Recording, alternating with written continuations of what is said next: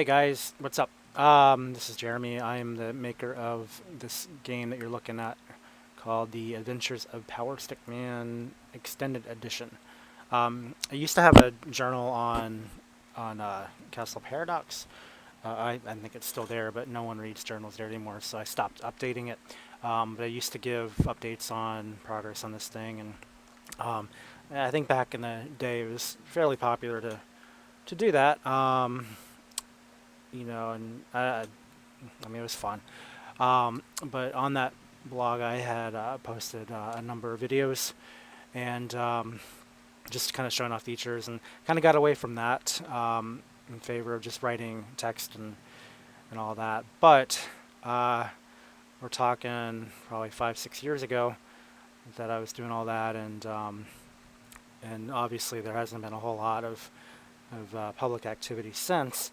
Although I have been working pretty steadily on this thing, with the exception of um, probably at least one solid year's worth of avoidance to make room on other projects or books or whatever. Um, so in that regard, the updates have been kind of sparse. But I thought it'd be a good time to kind of show off what some of the things I've been working on, and one particular area that I've spent the last week and a half on that I think I'm proud of it. Um, but I don't think pictures alone are gonna do it justice. So I figured showing a video would be better, and normally my procedure would be just to play the video and y'all can kind of get your own assumptions of what it is. Um, but I thought this time commentary might be nicer. So, kind of a brief history for those of you who don't know Power Stick Man. Um, I actually started the game back in May of 2000 and released it at the end of the year that year, and then had a bug fixed sometime I think in the following month. Um, it received pretty decent reception.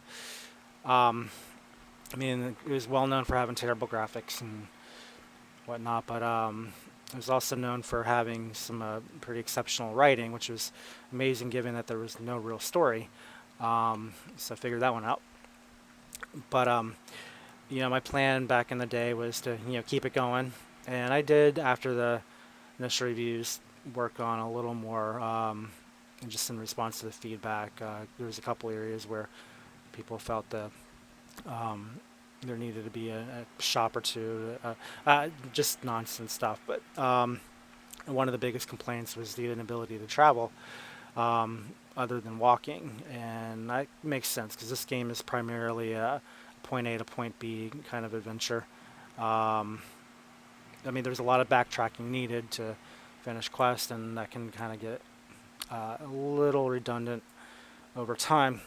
So I realized that it'd be helpful to at least have what I call a bus pass or a bus ticket into each town.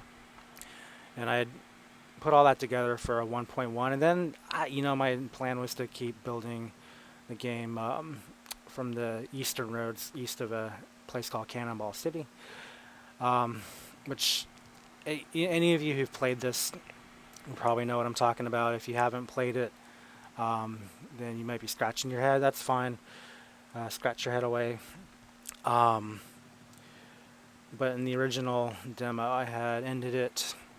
Um, there was a place called Treasure Cove Cave where you go and rest or get this jewel out of this chamber that's racked with earthquakes and tidal waves. And you get that, you can pretty much end the demo. The plan originally was to make that an interim section, an optional place you can go instead of going east, if that's what you wanted.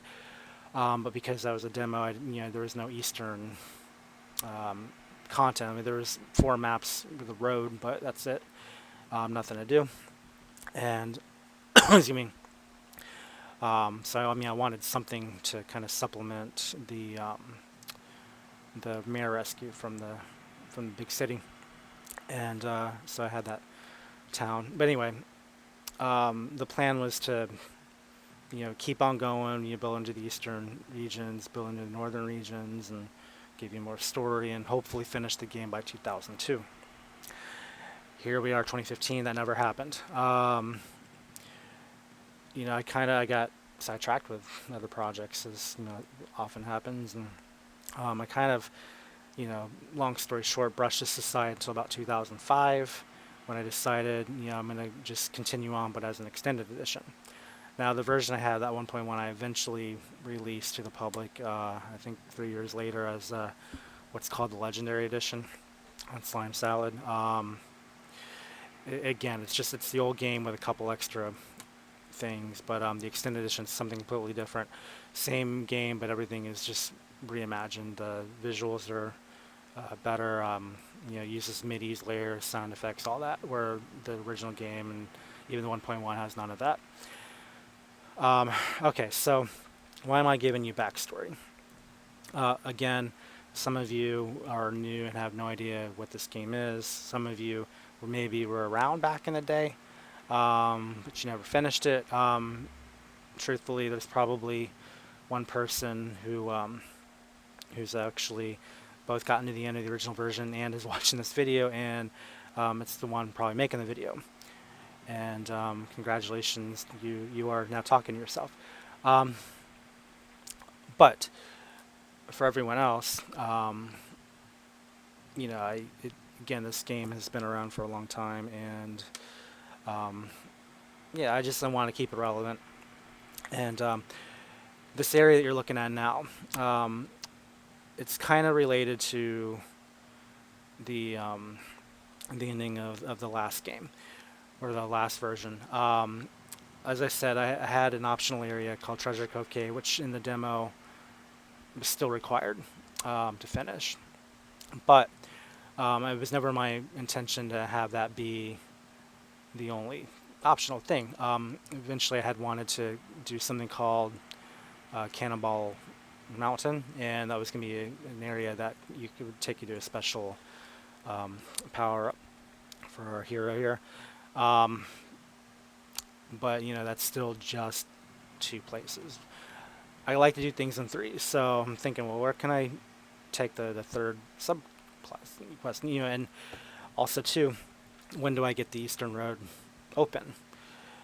Well, the original plan was, finish 1 of the 3, and you can access the Eastern Road. I've actually recently, when I say recently, I mean within the last couple weeks, decided I'm going to require 2 of the 3 to open the Eastern Road. Reason being that, now that this game has a story, I want some, story points to further the game at each turn, and I decided that finishing 1 will access another story point, but it'll take 2 to open the area. But anyway, when you play the game sometime in the near future, you'll make more sense. But anyway, I needed a 3rd area, and in 2010, I was working on the novel version of all the Year 3 content of this story, and there's a part where Jimmy Knightley, who's the main character, who is the alter ego to Powerstick Man, or you can say Powerstick Man is his alter ego. He and 2 other people. There's a character named Miss Honeysweet, who does have a presence in the game, but I'll make her an official hero choice a little later. And then another character named Bill Frederick, who also has mention in this game, are trying to evade, if I recall the story, they're trying to evade the gang up in the slum district of Cannonball City, and they decide that they want to come into the city from the south side to avoid trouble. Well, unfortunately, there's no such thing as no trouble in New Switzerland, the name of the country that this story takes place. They encounter this group of people called the Pirate Force. The best way to describe them would be trailer trash versions of 50 Shades of Grey, if you can kind of picture that. Let's just say they encounter them, and trouble happens. It's a mess. I kind of figured even though the storyline and the story of the novels rather wouldn't translate as well in the game, I did think that um, it would make a pretty decent, third option for your subpoint to, to get through, um, to get to the eastern areas. So, anyway, sorry for the long background. I wanted y'all to kind of get some context here, and no one reads very much, so I'm gonna just, I figure it'd be better to say it in a video than to write it all down and try to make sense of it that way.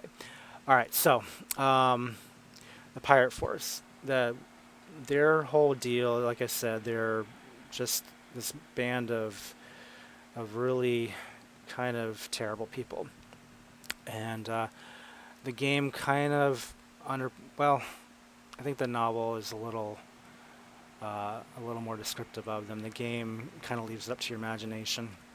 But they're not good people. And in the game, the story has it that they've kidnapped 20 different people, mostly women from this town up near the camp. Some dudes, but just for the most part, a lot of people who were unfortunate to be involuntarily recruited into their slavery dens here. Well, Powerstick Man, our hero, who likes to wander aimlessly around the country, happens to come across this village of misfits, and now he is embroiled in a plan to try to rescue all the hostages. And I've been working on this subplot since I think like early 2011, maybe even late 2010. It's now March 2015. Obviously, this has been taking me a long freaking time to work on. Not consistently, mind you, but still long enough that I'm really kind of getting sick of I just want to move on. Fortunately, I'm at a point now where I'm getting close to finishing it. And that's why I'm doing the video now, because I have this new area. I'm going to go ahead and start working my way over there. That showcases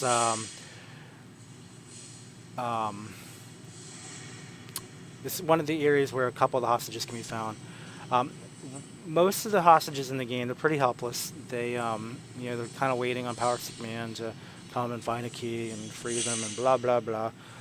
And I mean, it's fun. It's interesting, but it's still kind of a scavenger hunt. In this new area that I made, the two captives, they kind of help Powerstick Man help each other. And so I think it's a little more sophisticated than a lot of the places that have already exist in this.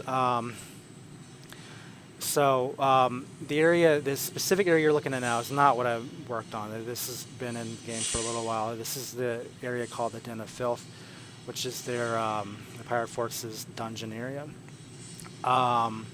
It's not where they keep all the captives, but it's where they keep a good number of them. And although I'm not going to disclose the exact location of where in the den I'm at, this area here that you're looking at, that door, it leads into the heart of the area called the machine room. And the machine room is the, it's a kind of a labyrinthine location. Now, if you look at the forums, and I'm probably going to post this video in the same forum that you can see this, there's a map of the machine room. It's online. You can kind of see it in its entirety. What I'm about to show you is the visual implementation of that. So let me go ahead, and I'm not going to do any more backstory. I think you can kind of get the gist of it. If you have any questions, you can ask me. Footage. So we're at the foot of the machine room. If you check this note here, you can kind of see that the Pirate Force, they're telling their members, don't forget to turn off the lights. Well, okay, what is that? What's the deal with that? Well, you'll go up here and you see there is it's a fuse box. A fuse box and a note talking about lights. So it's a machine room, blah, blah, blah. Go over here and, this is a facility reset. I'm just going to tell you guys right off the bat right now, you do not want to mess with this reset box. unless you are completely stuck. And even then, I wouldn't advise it. There's because you have the potential of screwing up the puzzle if you hit this thing at the wrong time. The only reason why it's even in the game is because I figured some people might want to reset the stage if they have to, but I don't recommend it. And again, this video is your warning. Don't recommend it. But the fuse box, you may need it. Okay, so if we go into the machine room, uh-oh, it's dark. Okay. You can kind of see the feet of one of our hostages up at the top of the video. Right here, you've got a permalight. To the left, you'll see it's just pitch dark. Okay. We'll talk to her now. You'll notice that when Powerstick Man moves forward, he has this thing called local light. Whichever direction he's looking, that's his perspective. Okay. He needs to get these lights on. Now, in order to get the light on, if you look at this note here, you can see that switches, not only will turn on lights, but you take 2 to open up gates. That's ultimately what you're going to have to do to get this gate open. So we'll just kind of let you see in action here.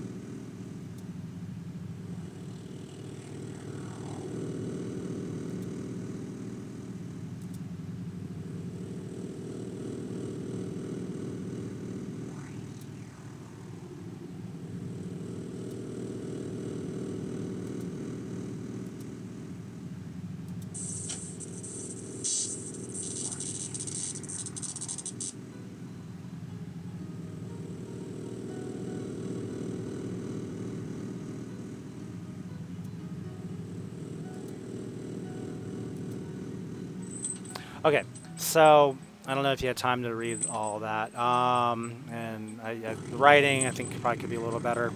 It's not my best work, but anyway, that's not important right now because this is still a work in progress. Excuse me. As you can kind of see, we have 2 hostages in this room. There's Sienna Mist, who you just saw, and then another character named Destiny Moore. These are probably the most useful captives in the entire Pirate Force subplot, because they actually are required to help the other. Or rather, you have to... you'll see me. Basically, they each kind of work together to help get the other out, while using Powerstick Man as kind of an intermediary. The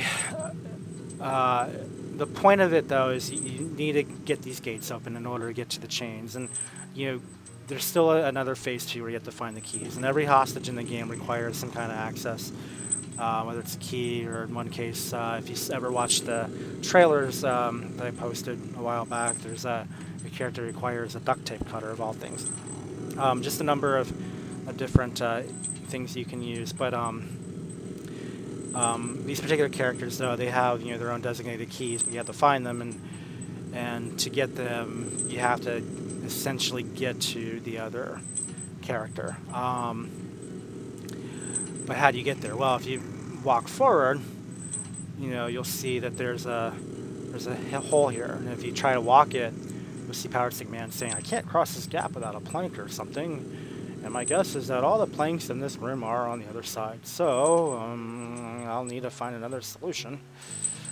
Maybe I can recruit some help. Okay, well, how do you do that? Now, Again, I know I'm wasting time talking. You probably just want to watch the video. Maybe I should just do a straight up gameplay video. As an alternative here.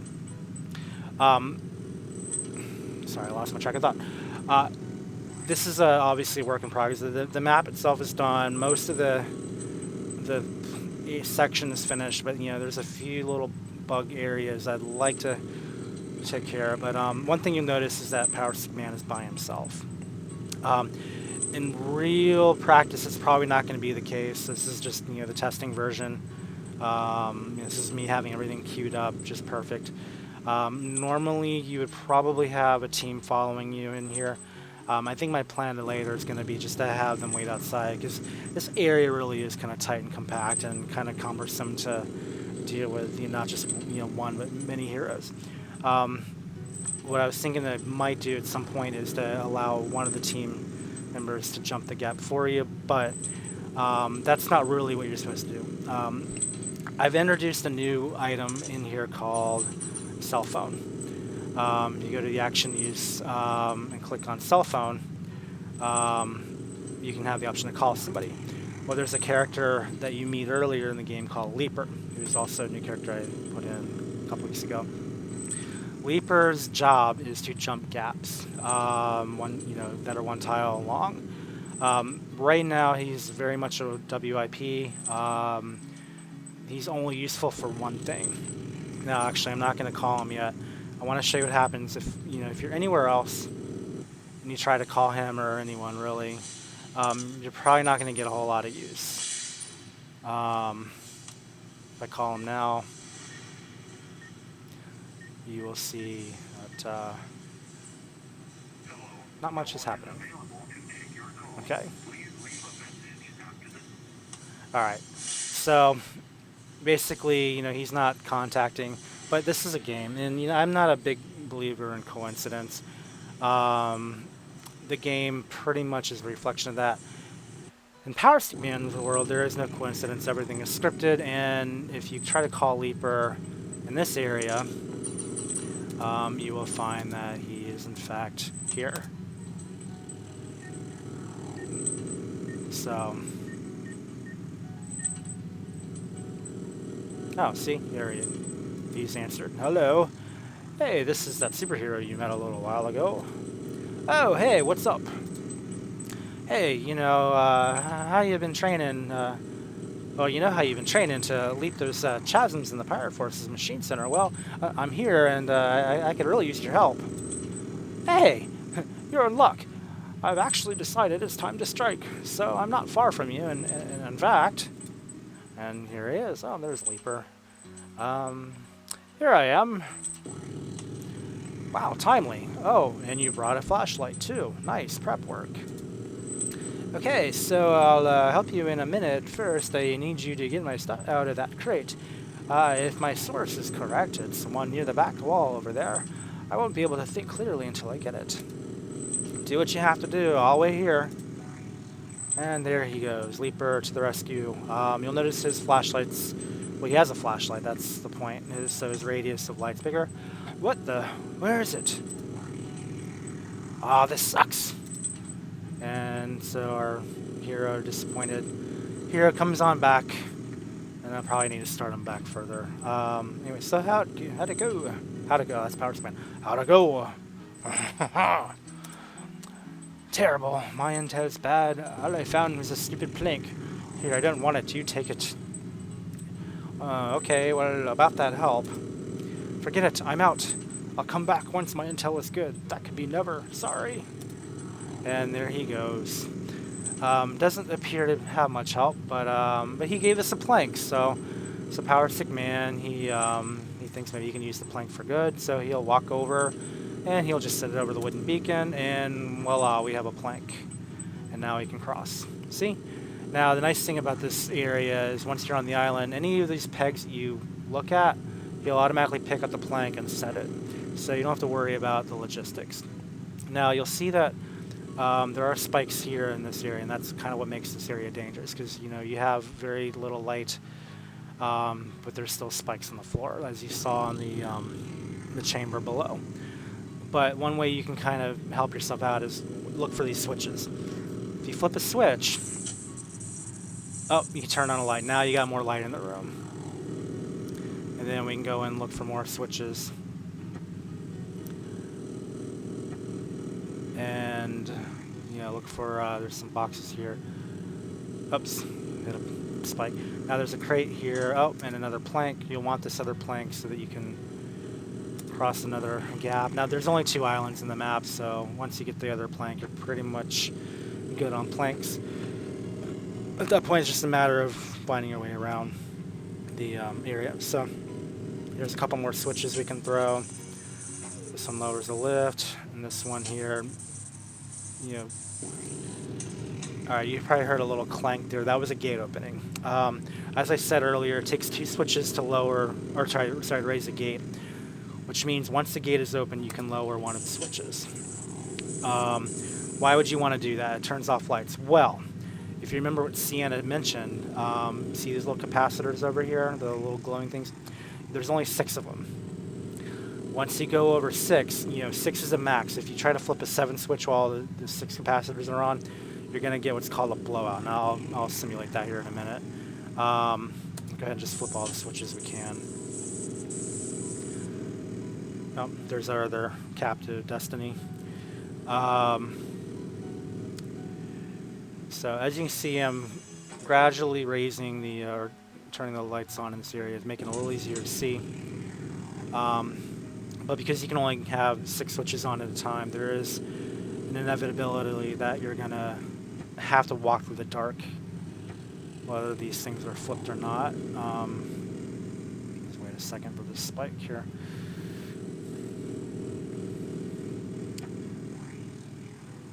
Okay, so we go over here, and I know the game's a little laggy at this point. It's trying to process all these light sources here. So we're in one particularly dangerous spike zone. I can hear the chains rattling, but I can't see who they got hanging up here. Hello? Who's in there? Someone with a strong thighs and a knowledge how to snap a neck, you filthy monster! Oh, someone's mad. So, unlike Sienna, who's, let's just say, wouldn't call her complacent, she's kind of emotionally burned out. She has no more feeling. She's kind of chill. This one here, Destiny, is not that way. Destiny still has a lot of fight in her. Don't mess with her.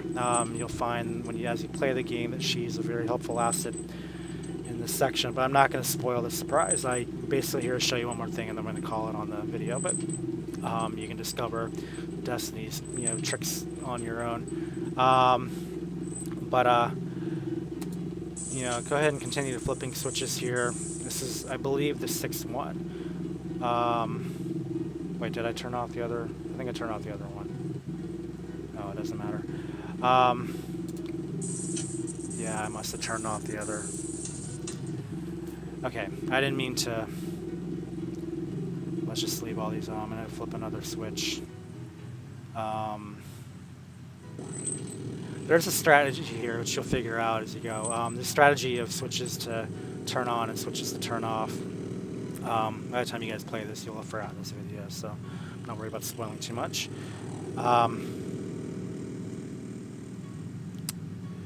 So I want to show you what happens if you turn on switch number 7.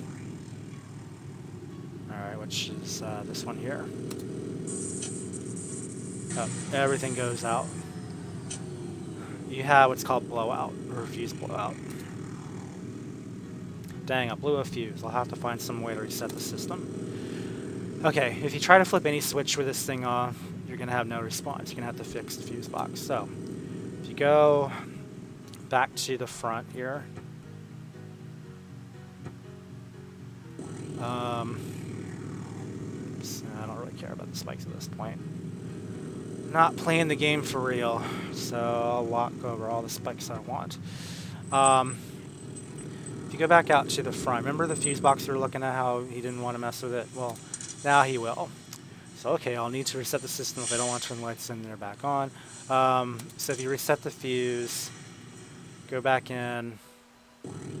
Oh, you need to have Sienna reset the thing. Hey, I managed to blow a fuse. Any chance you can kick that switch for me again?